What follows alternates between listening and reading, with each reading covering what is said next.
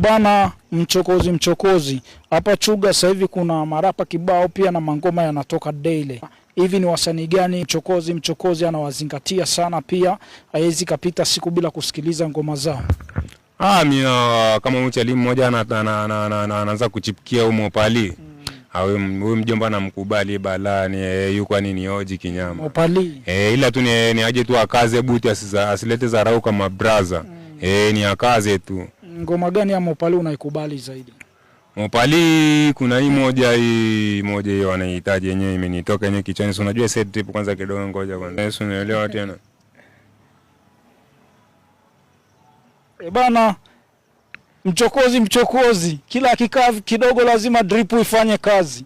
Lakini drip yenyewe sio kwamba ni chupa, sio kwamba ni pombe, hapana.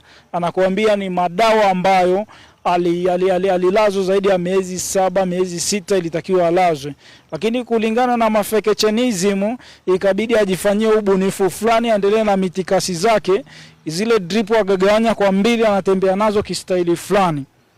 Ngoma gani ya Mopali unaikubali? Mopali ile kuna ile moja amepiga kama Mr. Ebo, ile boda njoo ram pa ile yenyewe ndo naikubali kinyama. Sema japo wewe usijihifadhi kichwani, ni aje kimtindo.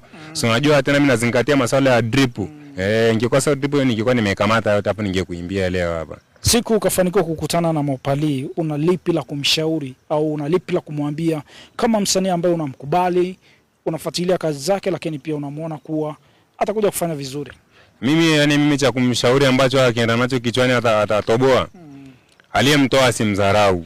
Yaani asimdharau kabisa, na asitosheke na anachokifanya. Yaani afanye alafu afanye tena, atatoboa. Kwani Mopali nani kamtoa? Mopali sinaona huko kina Fido Fato. Ninaje naona wakina Nigasi, naona amemshika mkono.